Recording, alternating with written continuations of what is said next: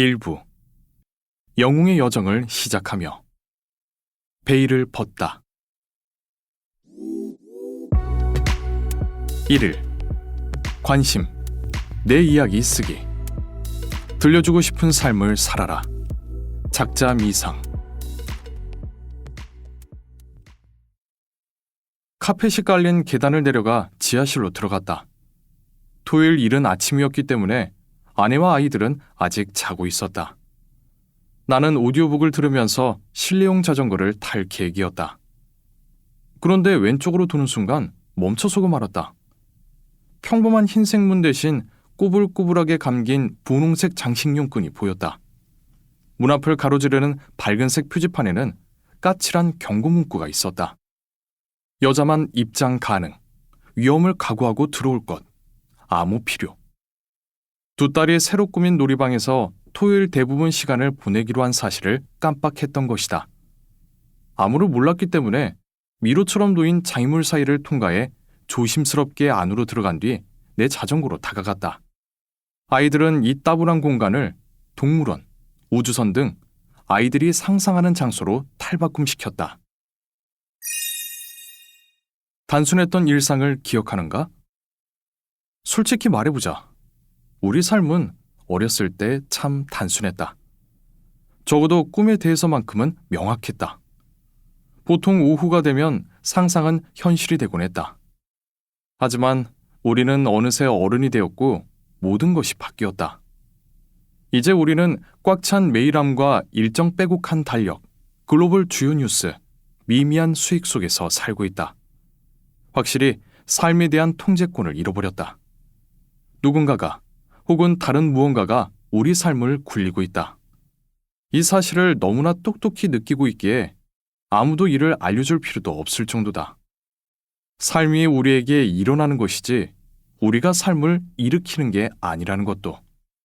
그래서 우리는 더 편하다는 이유로 자동 조정 모드를 켜놓고 살아간다. 적어도 생각할 시간이 거의 없을 때는 스스로 그렇게 변명한다. 우리는 어쩌다 보니 삶의 안주에 생각할 시간이 없다. 우리는 가장 중요한 일을 젖혀두고 다른 일에 정신이 팔려있다. 안타깝게도 이런 산만한 삶은 결코 의미 있는 삶을 만들어내지 못한다. 대부분의 아이디어는 실행되지 못한 상태다. 이루지 못한 꿈은 폭우에 흠뻑 젖은 두툼한 코트처럼 우리 어깨를 무겁게 짓누른다. 우리는 이런 무력함을 바쁜 생활, 방해 요소, 번아웃 등 여러 요인이 작용한 탓으로 돌리지만 진짜 원인은 그 모두를 합친 것보다 심각하다. 우리가 아이디어를 실행하지 못하는 이유는 해킹을 당했기 때문이다. 나쁜 소식부터 전하자면, 사실 당신은 전쟁이 벌어지는 한복판에 있으면서도 그 사실을 자각조차 못하고 지나치고 있다. 진실을 말하자면 당신은 몇 분 뒤 해킹당할 것이다. 아마도 이 페이지를 다 읽기도 전에 말이다. 지금 이 순간 실시간으로 해킹을 당할 수도 있다. 컴퓨터, 전화, 휴대폰, 은행 계좌를 말하는 것이 아니다. 내가 말하는 해킹은 앞서 말한 해킹 모두를 합친 것보다 피해가 크다. 바로 우리 뇌가 그 대상이다. 굉장한 아이디어를 떠올린 적이 있는가? 대부분은 꿈을 현실로 만들 생각에 들떠 시작한다. 하지만 일이 터진다. 어느 순간 실천을 뒷전으로 미루고 아이디어는 관심 밖으로 밀려난다. 관심이 딴 데로 갔을 수도 있고 집중력이 흐트러졌을 수도 있다. 당신만 이런 경험을 하는 건 아니다. 해킹이란 간단히 말해 누군가 또는 무언가가 시스템이나 컴퓨터에 무단으로 침입하는 행위를 뜻한다. 보통 해킹 대상으로 전자기기를 떠올리지만 인간 역시 해킹을 당한다. 우리 몸은 호흡계통, 순환계통, 소화계통, 면역계통을 비롯한 여러 계통으로 이루어져 있으며 뇌는 슈퍼컴퓨터처럼 작동한다. 상황은 우리에게 불리하게 돌아가며 팔을 뻗으면 닿는 거리에 온갖 유혹이 도사리고 있다. 스마트폰이 우리를 해킹한다. 통계마다 차이가 있으나 디스카우트, 미국 리서치 기관이 실시한 조사에 따르면 사람들은 스마트폰 화면을 하루 평균 2617번 터치한다. 사용 빈도가 높은 사람들은 5,427번이나 된다. 이 중 절반 이상은 스마트폰을 30초 이내로 사용하며 이런 시간은 하루 전체에 걸쳐 분포한다. 멀티태스킹이 우리를 해킹한다. 멀티태스킹, 더 적절한 말로 스위치 태스킹. 두 가지 이상의 일을 번갈아가며 처리하는 방식은 생산성을 최대 40%까지 떨어뜨린다. 포브스에 따르면 전자매체를 이용한 멀티태스킹은 대마초 흡연보다 IQ를 더 크게 감소시킨다. 멀티태스킹은 근거 없는 믿음이다. 뇌는 한 번에 하나의 인지 활동만 할 수 있다. 소셜미디어가 우리를 해킹한다. 미국인은 하루에 2시간 이상을 소셜미디어에 소비하며 대부분 계획되지 않고 업무를 중단시키는 짧은 시간 조각들이다. 동영상 스트리밍이 우리를 해킹한다. 릴앤릴, 동영상 마케팅 회사에 따르면 인류는 넷플릭스 동영상 시청에 매달 110억 시간을 소비한다. 광고가 우리를 해킹한다. 뉴욕타임스에 따르면 사람들은 하루 평균 5,000개 광고를 본다. 의사결정에 따르는 피로가 우리를 해킹한다. 코넬 대학교 연구팀은 사람들이 하루 평균 226.7번 음식을 고른다는 사실을 알아냈다. 이것은 보통 사람이 매일 내리는 35,000개의 다른 결정을 고려하지 않은 것이다. 이 과도한 결정은 우리 에너지를 고갈시키고 초점을 다른 곳으로 돌려놓는다. 단단히 각오하라. 지금까지 본 것은 아무것도 아니다. 과학기술의 발전으로 정보량은 12시간마다 2배로 늘어난다. 중요한 것을 놓칠지도 모른다는 두려움은 나이를 가리지 않고 모두를 매 순간 디지털로 연결되게 한다. 하지만 그에 대한 대가는 어떠한가? 첨단 웨어러블 기기와 스마트 알약 등 삼킬 수 있는 기기에 대한 투자가 꾸준히 증가 중인데 해결책을 도입하지 않는다면 머지않아 우리 세대의 피해는 불보듯 뻔하다. 그들은 관심이라는 자산을 원한다. 당신이 곧 상품이 되는 관심 경제의 세계에 온 것을 환영한다. 이러한 디지털 환경에서 기업들은 사람들의 눈과 귀를 얼마만큼 사로잡는지를 기준으로 점수를 매긴다. 우리 관심에는 얻기 위해 기꺼이 싸운다. 더는 현금을 추적하지 않는다. 꿈의 결정에 앞서 무엇이 먼저 오는지 그들은 알고 있다. 바로 당신의 관심이다. 관심을 두다가 영어로 pay attention인 데는 이유가 있다. 기업, 정치인, 심지어 비영리 단체도 우리의 관심에는 경제적 가치가 있다는 사실을 알고 있으며 시장 점유율을 높이기 위해서라면 뭐든 할 것이다. 소셜미디어는 좋아요, 조회, 공유, 구독자, 댓글 수로 돌아간다. 계량적 분석은 각기 다르지만 전략은 다르지 않다. 우리 주의를 다른 데로 돌리거나 정신을 흐트러뜨릴 수만 있다면 그들이 승리하도록 시스템이 짜여져 있다. 우리 계획을 막거나 방해할 수 있다면 성공이다. 이는 자기 심리 상태를 바꾸기 위해 다양한 자원을 소비하는 변성 상태의 경제와도 연결되어 있다. 불을 훔친 사람들의 저자 스티븐 코틀과 제이미 윌의 연구에 따르면 변성 상태의 경제 규모는 4조 달러에 달한다. 역설적이게도 우리는 해킹을 당하기로 선택하고 있으며 이를 위해 비용을 지불하는 셈이다. 하지만 그렇게 해킹을 당하면 돈보다 더 비싼 대가를 치러야 한다. 소비자로서 역할에만 만족하면 자신의 천부적 운명을 실현하지 못한다. 이메일에 받은 편지함을 확인해보라. 그 안에는 끝없는 초대와 의무사항은 물론이고 참여해야 하는 다음 회의, 완수해야 하는 다음 프로젝트, 예약 일정 등 내 삶에 대해 다른 이들이 짜놓은 계획들이 들어차 있다. 다행히도 더 나은 세상으로 이끌어줄 더 나은 방법이 있다. 신경생물학, 생산성, 예술, 과학, 기술, 운동, 군사, 비즈니스 등 여러 분야에 걸친 종합적 연구를 통해 나는 곧 모든 아이디어 성취 뒤에 존재하는 확실한 묘약에 대해 보여줄 것이다. 위대한 성취를 꿈꾸는 사람이라면 누구나 이 비밀 무기를 사용할 수 있게 할 것이다. 아이디어가 세상을 바꾼다라는 말은 틀렸다. 실현한 아이디어만 세상을 바꿀 수 있다.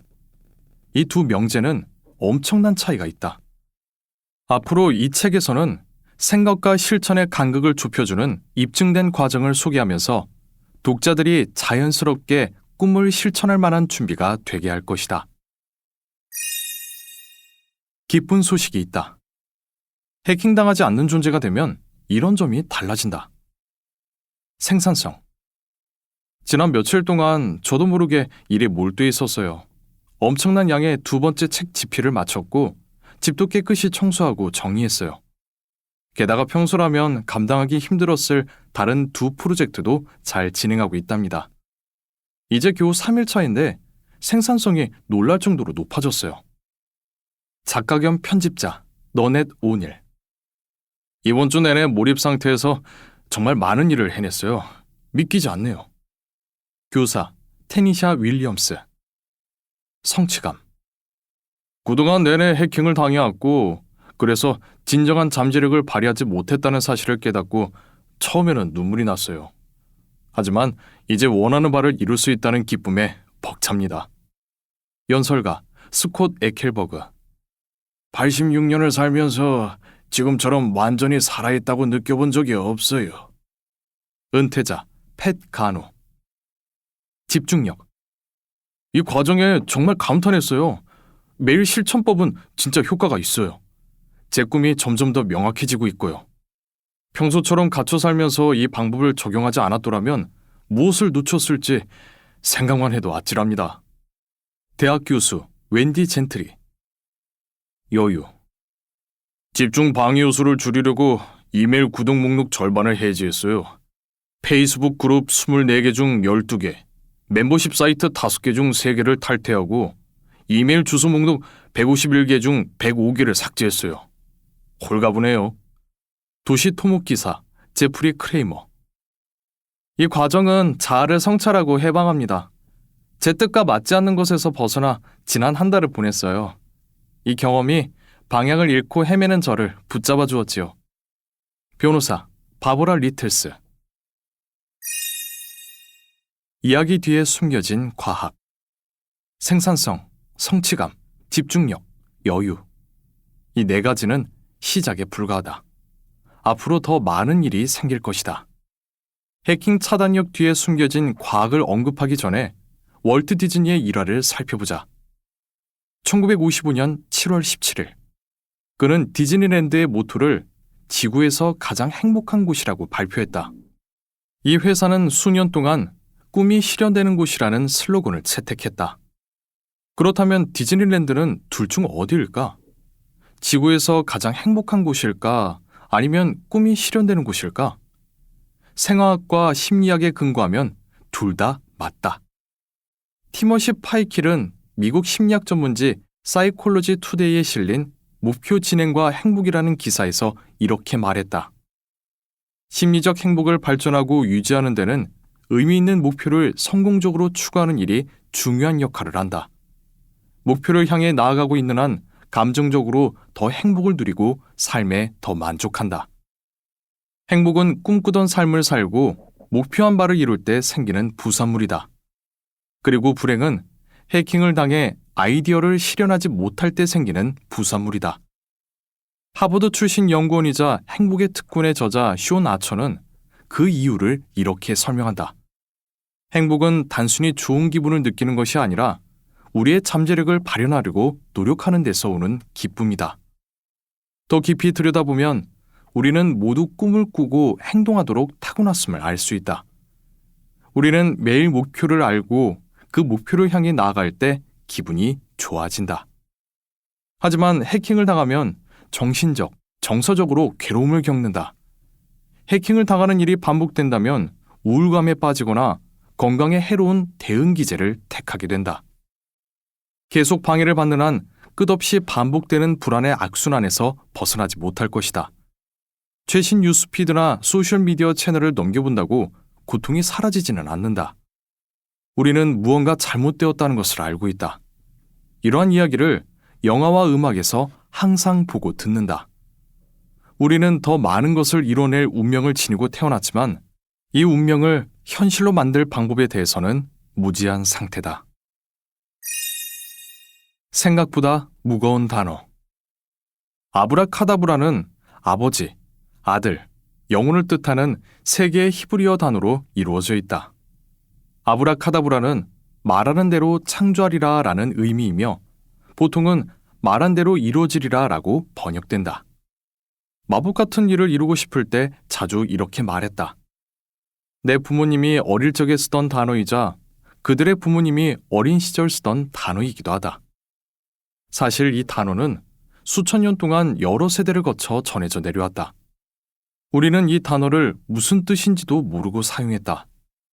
우리는 어릴 때 아이디어와 그 실현 사이에 간극이 없길 갈망했다. 정신을 지배하는 생각과 가슴에 박혀있는 꿈을 말하고 그 꿈이 현실이 되길 원했다. 하지만 아브라카다브라는 단지 상상에 기반한 주문만은 아니었다. 초점이 향하는 곳으로 에너지는 흐른다. 오늘날 우리는 세상에서 자기 위치를 거짓으로 믿게 만드는 이야기를 듣는다. 대개 다음과 같은 말들이다. 모모 때문에 난 그럴 만한 자격이 없어. 모모 때문에 난 그런 특별한 사람이 아니야. 모모 때문에 난 항상 그 일을 잘 못했어. 모모 때문에 아무도 내 말을 듣지 않을 거야. 안타깝게도 이런 이야기들이 우리의 가능성을 막는다.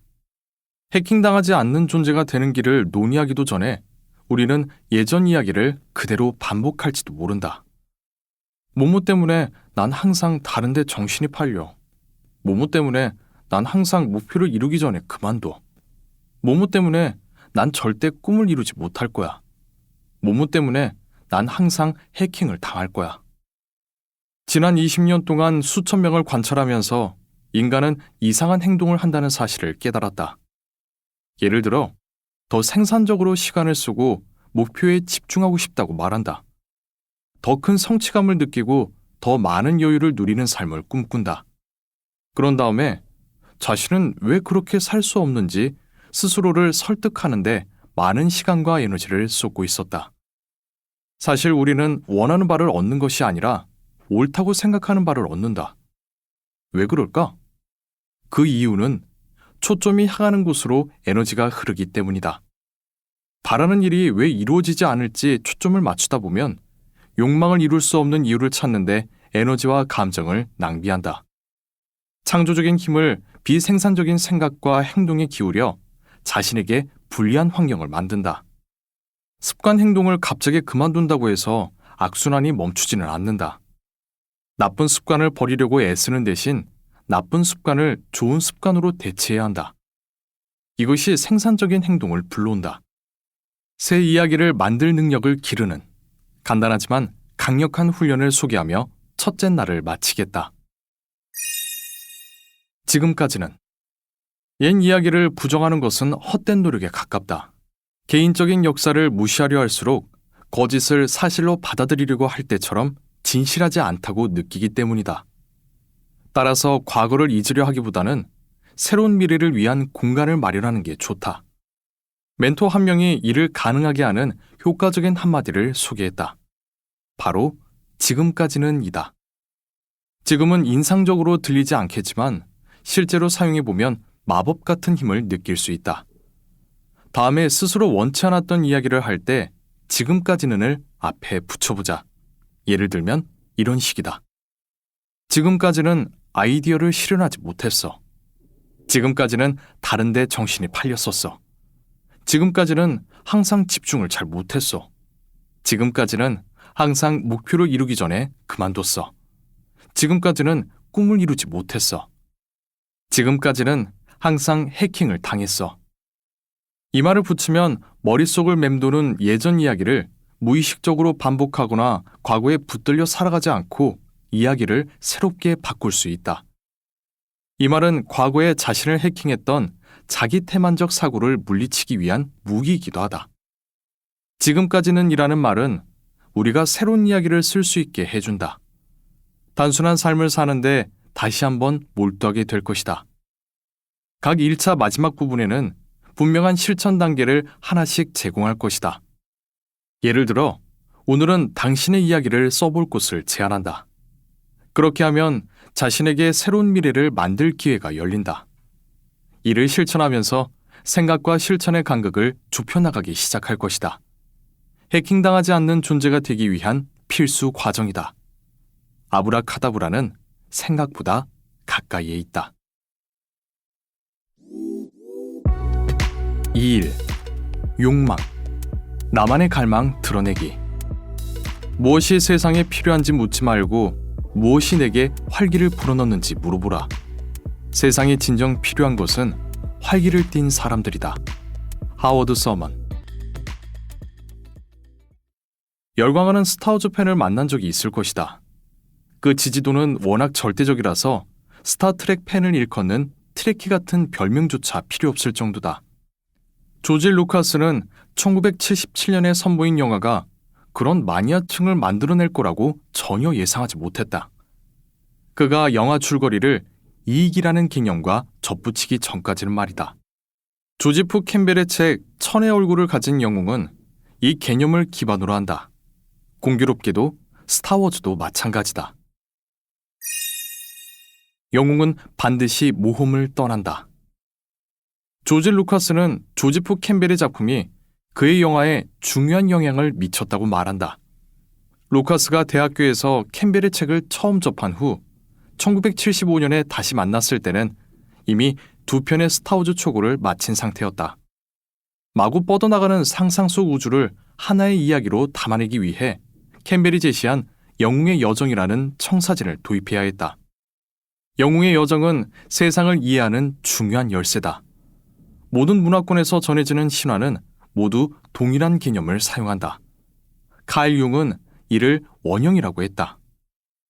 융의 이론에 따르면 모든 사람은 영웅, 스승, 도전에 대한 공통의 잠재의식 모델을 갖고 있다. 마치 어떤 감각을 선천적으로 지니고 태어나는 것처럼 말이다. 그래서 같은 언어를 사용하지 않는 사람들이 같은 이야기를 즐길 수 있는 것이다. 해리포터 시리즈가 그 예다. 캠벨은 원형 개념에서 더 나아가 이야기 패턴을 구성하는 각 단계에 이름을 붙였다. 단일 신화라고도 불리는 이 단계는 모든 영웅이 진정한 변신을 경험하기 위해 반드시 거치는 여정이다. 영웅은 평범한 세계에서 살아가던 중 이상한 힘이 존재하며 기묘한 사건이 벌어지는 비범한 세계로 들어오라는 부름을 받는다. 이 부름을 받아들이면 혼자서 혹은 조력자와 함께 여러 과제, 시련의 길에 직면한다. 상황이 극에 달했을 때 영웅은 가혹한 고비와 마주하고 헤쳐나가는 과정에서 도움을 받는다. 이 고비에서 살아남으면 위대한 선물, 목표 또는 이익을 얻고 그 결과 대부분 중요한 자기인식에 이른다. 영웅은 이 이익과 함께 일상세계로 돌아올지 말지를 결정하고 그렇게 돌아오는 도중에 대부분 시련에 직면한다. 영웅이 무사히 돌아오면 이익, 즉 선물은 세상을 개선하는 데 사용된다. 마지막 단계에서 영웅의 여정이 완성된다. 영화, 소설, 연극은 대부분 이런 줄거리를 따른다. 영웅의 여정 분석하기. 단계별로 세분화하면 더 명확해진다. 모든 신화가 각 단계를 전부 포함하지는 않으며 어떤 신화는 순서를 바꾸기도 하지만 대부분 이 패턴을 따른다. 1부, 출발. 1. 모험으로의 부름. 2. 부름 거부. 3. 초자연적인 조력. 4. 첫 번째 관문 통과. 5. 고래의 배. 2부, 입문. 6. 시험의 길. 7. 여신과의 만남. 8. 참된 길로 들어서는 것을 방해하는 유혹. 9. 아버지와의 화해. 10. 신격화. 11. 인간을 널리 이롭게 함. 궁극적 이익. 3부. 귀환. 12. 귀환 거부. 13. 불가사의한 탈출. 14. 외부로부터의 구조. 15. 귀환 관문 통과. 16. 두 세계의 스승. 17. 삶의 자유. 우리는 영화를 보면서, 책을 읽으면서, 심지어 일상을 살아가면서 영웅의 여정을 목격한다. 이익은 틀림없이 가장 중요한 요소다. 따라서 영웅은 처음에 자신이 얻을 궁극적 이익이 무엇인지 완전히 이해하지 못하더라도 여정을 받아들인다. 모든 이전 단계는 이 단계를 위해 개인을 준비시키고 정화하는 역할을 한다. 스타워즈 열성 팬이라면 조지 루카스가 영웅의 여정을 구성하는 각 요소를 영화 전반에서 어떤 방식으로 담아냈는지 알아볼 것이다. 1부 출발 1. 레이아 공주의 메시지 이퀄 몸으로의 부름 2.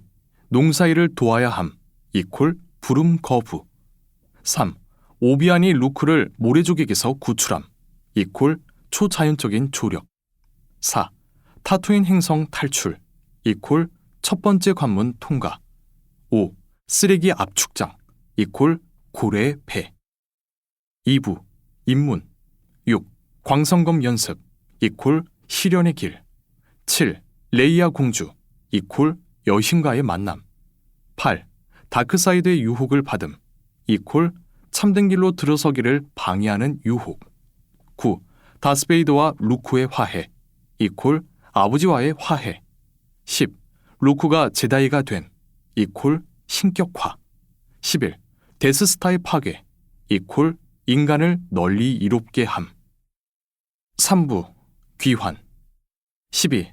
루크는 오비안의 죽음에 복수하기 위해 남기를 원함 이퀄 귀환 거부 13. 밀레니엄 팰컨 이퀄 불가사의한 탈출 14.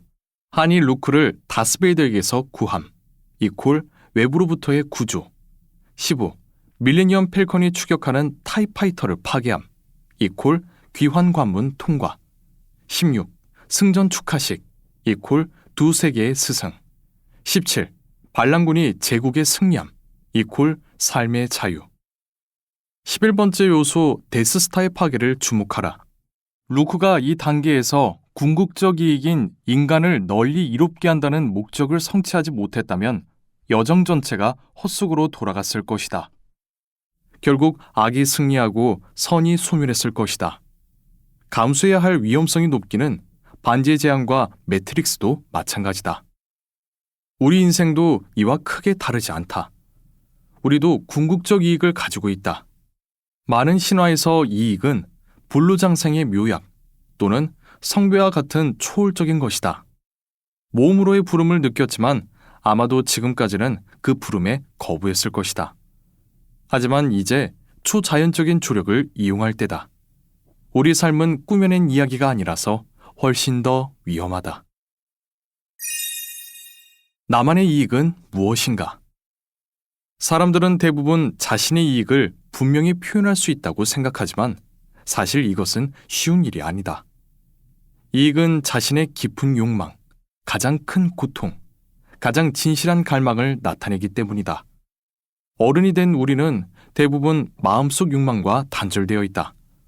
어쩌면 어느 시점에 알고 있었는지도 모르지만 도중에 어딘가에서 잊어버렸다. 욕망은 흥미로운 단어다.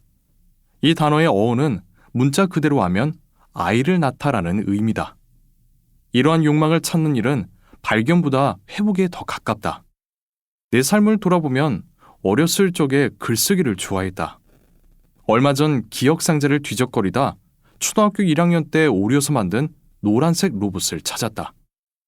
로봇 뒷면에는 마이크라는 소년과 그의 로봇 마이티에 대한 5단락의 길이의 간단한 이야기가 써 있었다. 세월이 흘러 중학교에 입학하면서 글쓰기를 잊어버렸다.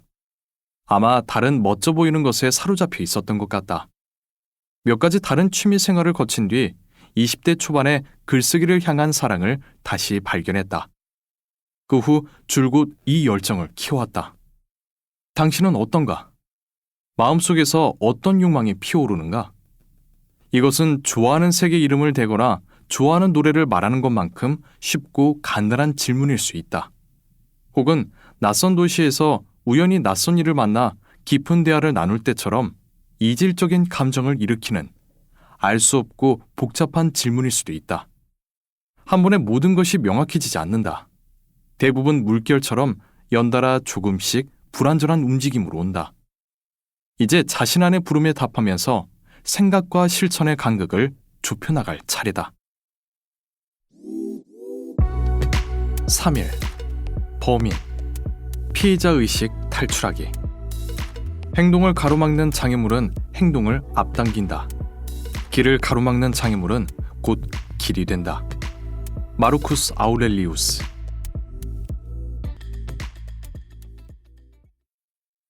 80분. 영화 조스에서 악명 높은 상어의 모습을 실제로 볼 때까지 기다려야 하는 시간이다. 일부 영화 평론가들은 상대편 정체가 드러나는 시점을 미루는 스티븐 스필버그의 전략이 천재적이었다고 평한다. 다른 평론가들은 거대한 기계 상어를 일정에 맞춰 제작할 예산과 시간이 부족했기 때문이라고 주장한다. 이유가 어찌됐든 간에 이후 관객들의 겁에 질린 비명이 증명했듯 공포를 불러일으키는 그의 전략은 수십 년간 효과가 있었다. 1시간 20분 동안 상어의 모습은 볼 수 없었지만 상어가 만들어낸 파괴와 죽음의 현장을 목격했다. 상어가 탁한 물속을 뚫고 다니는데도 전혀 통제할 수가 없었다. 우리의 취약성은 불안감을 만들고 이 불안감이 마음속 공간을 채운다. 이러한 정신적 고통은 심리적 고통을 낳고 심리적 고통은 흔히 어떤 육체적 고통보다 훨씬 더 해롭다. 우리는 이 마음의 감옥에 갇혀 더는 탈출이 불가능하다고 믿기 시작한다. 다행히 그 반대의 경우 역시 사실이다. 적의 정체가 드러나면 우리는 곧바로 통제력을 되찾는다. 위협하는 상대와 그 상대를 물리치는 방법을 알게 된다. 상대의 약점을 발견해 상대를 앞지르고 결과적으로 물리칠 수 있는 우위를 점한다. 이 전쟁에서 승리하려면 가장 먼저 범인을 파악해야 한다. 심리학자들은 인간이 볼 수 있는 것보다 보이지 않는 것을 더 두려워한다는 데 동의한다. 볼 수 없는 바이러스로 공포에 떨고 있는 상황을 생각해보라. 아니면 훨씬 더 오래전으로 거슬러 올라가 2001년 9월 11일 보이지 않는 적이 저지른 테러 공격을 생각해보라. 두 상황 모두에서 사람들은 이름 모를 혹은 얼굴 없는 위험을 마주했기 때문에 상상력에 지배를 당했다. 생산성 방해의 주범. 우리에게는 적이 있다. 가능한 것을 꿈꾸고 그 꿈을 이루려 할 때마다 그것을 짓누르는 반작용을 느낀다. 우리는 생각과 실천 사이에 틈이 없는 해킹당하지 않는 존재로 태어났지만 현실은 그렇지 않다. 때때로 뜬금없이 공격당한 것 같은 기분이 든다. 인생은 을의 예상치 못한 청구서, 원하지 않은 갈등, 뜻하지 않은 문제와 같은 시련과 함께 우리 앞에 나타난다. 어떤 때는 하고 싶은 일을 할 여유와 에너지가 부족하다. 마침내 시간이 생겼을 때는 너무 피곤한 데다 스트레스까지 쌓여 창의력과 꿈을 위해 뭔가를 시도할 의지가 떨어진다. 꿈을 가진 사람이라면 대부분 아이디어를 실현할 생각에 들뜬 상태로 시작한다. 하지만 어느 순간 느닷없이 반작용이 생긴다. 실행력이 부족한 원인을 주의가 흐트러졌거나 집중력이 저하된 탓으로 돌리기 쉽다. 하지만 실상은 우리가 해킹당했기 때문에 그런 일이 일어난다. 우리 관심이 꿈이 아닌 다른 곳으로 돌아갈 때마다 해킹당한 처지를 보여준다. 보통 사람들은 인터넷 검색과 앱 사용에 하루 중 5시간 정도를 쓴다. 이는 깨어있는 시간의 3분의 1에 해당하며 우리 생각보다 2배 더 많다. 스마트폰 사용은 일반적으로 짧게 수시로 이루어지며 사용 횟수의 절반 이상이 30초 이내라는 사실에 주목했다. 조지타운 대학교의 칼 뉴포트 교수가 말하는 딥워크, 즉 업무에 온전히 집중하는 능력을 발휘하게 하는 상태가 아니라 대부분 주의가 흐트러진 채로 업무를 수행하고 있었다. 이유가 있다. 미네소타 주립대학 경영대학원의 소피 리루이 교수는 2009년에 발표한 논문 내 일을 하기 왜 그리 어려울까에서 멀티태스킹은 주의 잔류 또는 업무를 효과적으로 이행할 수 없는 상태를 불러온다고 밝혔다. 이는 결국 정신 에너지를 약화하고 집중력을 무너뜨리며 전반적인 생산성을 떨어뜨린다. 대부분은 과도하게 활성화된 이 새로운 세상을 성공적으로 항해할 준비가 되어 있지 않다. 피해자 의식에서 승리자 의식으로. 우리는 약간의 자기 성찰과 진실로 이러한 적을 물리칠 수 있다. 나만의 갈망을 골랐던 이 1차를 기억하는가? 비록 자신이 목표하는 이익을 완벽하게 표현하지는 못했더라도 안개 밖으로 첫 발을 내딛고 마음속에 품은 생각을 적었을 것이다. 이 이익은 말하자면 미래 기대를 나타낸다. 아래 표를 보라. 먼저 오른쪽 칸에 당신의 이익에 관한 몇 가지 생각, 즉 가장 깊은 욕망, 가장 큰 고통, 가장 진실한 갈망을 적어보라. 완벽하지 않아도 상관없다. 모두 적었다면 왼쪽 칸으로 이동하라. 현재 경험은 지금까지 당신을 가로막아 온 옛 이야기를 의미한다. 1일차에서 당신은 이 이야기를 풀어냈다. 부족하다 또는 실패 등 과거의 제약사항에 대해 모두 끄집어내 적어라. 가운데 칸에는 당신의 행동을 방해하며 당신과 목표하는 이익 사이의 거리를 벌리는 모든 사람과 사물을 떠오르는 대로 적어라. 이 기초 작업은 앞으로의 모든 논의에서 중요한 방향타가 되므로 충분한 시간을 들여 해보기 바란다. 의식적으로 생각하지 말라. 미래의 기대와 현재 경험 사이에 보이는 틈새는 누가 혹은 무엇이 당신을 해킹하고 있는지 보여준다. 모두 작성했으면 목록을 검토해보라. 해킹 요인들 사이에 어떤 패턴이 보이는가? 이제 관찰 결과를 몇 가지 적어보라. 특정 이름이 계속 나타나는가? 특정 장소나 활동이 반복적으로 언급되지는 않는가? 나는 사업가가 되기 훨씬 전에 이 활동을 해보고 흥미로운 경향을 발견했다. 나는 가운데 칸에 직장 상사, 책임자, 제한된 시간을 적었다. 당시 내게 가장 큰 해킹 요인이 무엇이냐고 누군가가 물어봤다면 주위 사람들과 상황을 맹렬히 탓했을 것이다. 어느 정도 맞는 말이긴 했다. 나는 상사나 어디로 튈지 모르는 업무를 통제할 수 없었다. 그런 일에 투덜대며 불평을 늘어놓았다. 온갖 부정적 사고가 내 시간과 에너지를 갉아먹었고 내 삶은 말할 것도 없었다. 참 비생산적인 시기였다. 해킹 요인을 다른 사람이나 사물로 돌리기는 쉽다. 다른 사람을 탓하고 핑계대며 현실을 부정해봤자 문제는 해결되지 않는다. 단지 고통이 연장될 뿐이다. 이러한 마음가짐으로는 그저 무력한 피해자로만 살아갈 뿐이다. 그런 때 우리는 침대에 드러눕는다. 배드, B, 탓, 블레임, E, 핑계, excuses, D, 부정, denial. 지금 돌이켜보면 나도 이런 피해자 사고방식으로 살았다. 다행스럽게도 그곳에 오래 머물지는 않았다. 내 사고방식이 바뀌었을 때 인생 역시 달라졌다. 나는 승리자의 사고방식을 선택해 노를 저으며 미래를 향해 앞으로 나아갔다. 당신도 할 수 있다. 이러한 사고방식을 찾으면 세상에서 당신의 일을 일으키는 능동적 존재가 된다. 5. 주인의식, 오너십. A. 책임의식, accountability. R. 책임, responsibility. 4일. 음모, 해킹 위험 인정하기. 나는 내 운명의 주인이다. 우리가 노예인 것은 우리 별의 잘못이 아니라 자신의 잘못이다. 셰익스피어. 당신 차가 누군가에게 해킹당할 위험에 처해 있다는 걸 아는가? 20년 전이었다면 터무니없는 소리겠지만 오늘날에는 뉴스에서 주제를 특집으로 다룰 정도로 현실이 되었다. 내용은 흥미로우면서도 섬뜩했다. 운전하는 동안 누군가가 자동차를 해킹할 가능성이 있다는 내용이었다. 현대의 많은 자동차는 바퀴 내달린 큰 컴퓨터와 다름없기에 자동차 해킹은 비교적 간단하게 이루어진다. 실제로 제조업체와 모델마다 심각한 취약점이 있었다.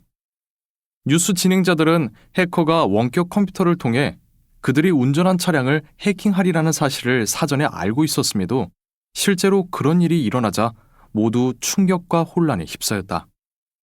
제멋대로 경적이 울리고 앞유리 와이퍼가 좌우로 빠르게 움직였다. 갑자기 가속 페달이 밟혔다. 자꾸만 페달이 눌리자 운전자는 곧 충돌할 것을 각오하면서 운전대를 놓았다. 불과 몇 초 전까지 차 안에 가득하던 긴장 섞인 웃음소리를 극심한 공포감이 집어삼켰다. 진행자들은 자신들이 처음 상상했던 것보다 훨씬 더 위험한 상황에 처했다는 사실을 알았다. 해킹 공격의 8가지 측면. 차량 해킹이 두려운 일이긴 하지만 실제 인간 해킹에 따른 여파와는 비교가 되지 않는다. 나는 인간 해킹으로 인한 영향을 연구한 결과 일명 해킹 공격이 이루어지는 정교한 순서를 특정할 수 있었다. 이 은밀한 계획은 인간됨의 8가지 구성 요소를 체계적으로 벗겨내 피해자를 취약하게 만들고 위험에 노출시킨다. 다음 공격 중 하나라도 경험한 적이 있는지 한번 살펴보라. 우리가 해킹당하면 잃어버리게 되는 것들이다. 1. 통제력. 2. 명확성. 3. 역량. 4. 자신감. 5. 통찰력. 6. 영향력. 7. 파급력. 8. 소득. 이 8가지 요소를 잃어버리면 생각과 실천의 틈새를 좁히기가 불가능하다. 더군다나 통제력, 명확성, 역량, 자신감, 통찰력, 영향력, 파급력, 소득이 없어지면 자신과 자신이 가진 자원에 대해 부정적인 감정을 단호하게 표출하게 된다. 아래 패턴을 살펴보라. 해킹 공격을 당하면 이렇게 말하기 시작한다. 1. 나는 내 삶의 책임자가 아니다. 통제력 상실. 2. 나는 혼란스럽다. 명확성 상실. 3. 나는 능력이 부족하다. 역량 상실. 4. 나는 가면 쓴 사기꾼이다. 자신감 상실. 5. 나는 비전이 없다. 통찰력 상실. 6. 나는 다른 사람에게 영향력을 행사하지 못한다. 영향력 상실. 7. 나는 다른 사람들의 신뢰를 잃었다. 파급력 상실. 8. 나는 돈이 없다. 소득 상실. 이 8가지 선언은 자신과 주변 세상을 바라보는 태도에 중요한 영향을 미친다. 아나이슨 인의 말에 따르면 우리는 사물을 있는 그대로 보지 않고 자신의 관점에 따라 다르게 본다. 이 때문에 이러한 감정에 맞서는 일은 매우 중요하다. 그러지 않으면 곧 두 거짓말을 믿게 될 것이다. 첫째 거짓말, 나는 아무것도 아니다. 둘째 거짓말, 나는 아무것도 가진 게 없다. 이렇게 되면 돌이킬 수 없다. 풍요가 아닌 결핍에, 충족이 아닌 부족에 안주하게 된다. 다행히 좋은 소식이 있다. 해킹 공격에 퍼져나가지 못하게 막을 방법이 있다. 도리어 반격을 가할 기회도 있다. 5일. 비용, 미래 기억 호출하기. 미래를 예측하는 가장 좋은 방법은 미래를 창조하는 것이다. 아타리 광고. 이런 경험이 있을 것이다. 친구와 텔레비전을 보는데 상업 광고가 등장하고 그것을 어떤 사람이 열심히 홍보한다. 그런데 가만히 보니 그녀는 평소 당신이 생각하던 아이디어를 사용하고 있었다. 저건 내 생각인데? 라고 말하지만 뭐 어쩔 텐가. 마음속에만 있던 아이디어인데 다른 사람이 먼저 사용했다고 해서 어쩌겠는가? 누군가가 선수 치기 전에는 자기 아이디어에 별 관심이 없다가 막상 그런 일이 벌어지면 화들짝 놀란다. 아이디어를 빼앗기고 나면 갑자기 질투가 나고 약이 오르고 속이 상한다. 공감하는가? 나는 그렇다. 감정을 쏟지 않으면 아이디어를 실현할 수 없다. 사실 감정은 내내 존재했다. 아이디어가 위협받기 전까지는 그 감정을 억눌렀을 뿐이다. 두려운 것이 당연하다. 청소년 대상 SF 스릴러물 집필은 시작하지도 못하고 끝날 뻔했다. 소설 쓰기와 관련 강좌 만드는 일은 이전에 해오던 작가 생활과 큰 차이가 있었다. 이 프로젝트에 꼬박 2년을 투자하겠다는 결정은 개인적으로나 직업적으로나 위험한 선택이었다. 처음에는 이런 생각이 뒤따랐다. 못하겠어. 만약 실패하면 어쩌지? 난 경험이 부족해. 내 능력밖에 일이야. 핑계가 계속 떠올랐다. 친구들과 동료들이 한마디씩 거들자 두려움은 더 깊어졌다. 멀쩡한 경력을 왜 위태롭게 하지? 일이 잘 안 풀리면 고객들이 어떻게 생각할까? 소설 쓸 줄이나 알아? 그 일을 할 자격이 있다고 생각해? 이런 말과 함께 내 마음속에서 들끓는 소리를 들었을 때 무슨 일이 일어났을까? 그렇다. 나는 해킹을 당했다. 아이디어는 정체되었고 두려움으로 아무것도 할 수 없었다. 미래 기억을 긍정적으로 호출하기. 2일차에 파악한 당신의 이익을 다시 확인해보라.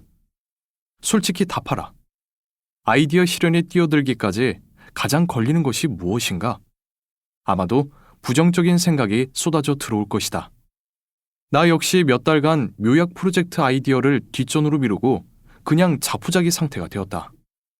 일부러 딴 데 정신을 팔았다. 바쁘게 지내면 아이디어를 발전시키는 부담감에서 벗어날 수 있다고 생각했다. 하지만 아니었다. 그 아이디어는 이 사이에 낀 음식물처럼 머릿속에서 맴돌았다. 다행히 나는 비용 헤아리기라는 사고도구를 활용할 수 있었다. 초점을 정반대에 두었다. 만약 계속 해킹당한다면 나는 무엇을 잃어버릴 것인가를 생각했다. 가상의 팬이 나에게 편지를 보낸다고 생각해 보았다. 그녀는 내 책이 자신에게 미친 영향력에 관해 언급하고 있다. 이런 식이다. 캐리 작가님께.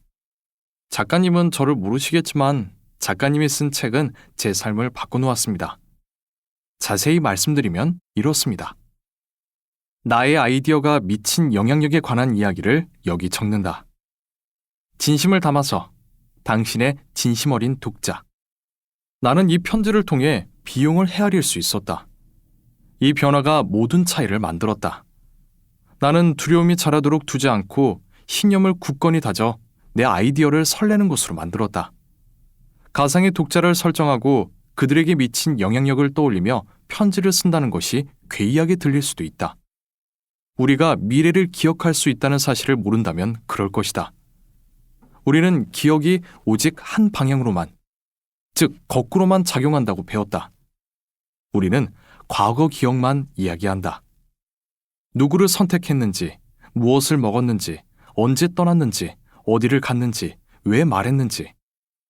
하지만 사실 기억은 양방향으로 작동한다. 뇌과학 분야 최신 연구는 다음과 같은 사실을 밝힌다. 미래를 상상하는 일에 관여하는 뇌 영역 중 많은 부분이 과거 기억에 관여하는 뇌 영역과 겹친다. 과거를 방문하거나 미래를 상상하는 정신적 시간 여행을 할 때 우리 뇌는 해마와 내측 측두엽을 활성화한다. 구체적으로 발표, 시험, 회의 등과 같은 미래를 걱정할 때마다 미래를 기억하고 있는 것이다. 아직 일어나지 않은 일을 생각하면 종종 손에 땀이 차거나 맥박이 뛰는 등 그와 연결된 생리적 증상을 겪기도 한다. 즉, 불안은 미래를 부정적인 시각으로 기억한 결과다. 만약 미래를 긍정적인 시각으로 상상할 수 있다면 어떨까? 나는 이 훈련을 규칙적으로 실행했다. 미래를 상상할 때마다 완성한 묘약 프로젝트를 통해 삶이 획기적으로 달라질 수천 명을 머릿속에 그렸다. 이를 입증하는 증거가 있다. 묘약 프로젝트가 자신에게 어떤 영향을 미쳤는지 공유한 실제 독자 서평이다. 한 번 잡으면 내려놓을 수 없는 책. 과학과 과학소설, 미스터리와 흥분, 머지않은 디스토피아에 대한 미래지향적 관점과 완벽한 몰입 상태로 이끌어줄 줄거리의 조합이다. 책을 내려놓지 못해 잠잘 시간이 줄더라도 충분히 즐길 만한 가치가 있다. 셀리나 마리, 2018년 7월 4일. 해킹 차단력은 우리가 매일 선택해야 하는 가치다. 이 책은 가능성에 눈을 뜨게 한다. 당신은 시에나가 성장하고 변화하는 동안 그대로 머물 것인가? 혹은 성장하고 변화를 추구할 것인가 하는 선택의 기로에 서게 된다. 해킹당하고 있는 현실을 깨닫고 해킹이 통하지 않는 존재가 되는 법을 알게 될 것이다. 치카유, 2019년 6월 7일. 가상의 팬에게 미친 상상 속 영향력은 프로젝트 시작에 필요한 연료를 공급한다.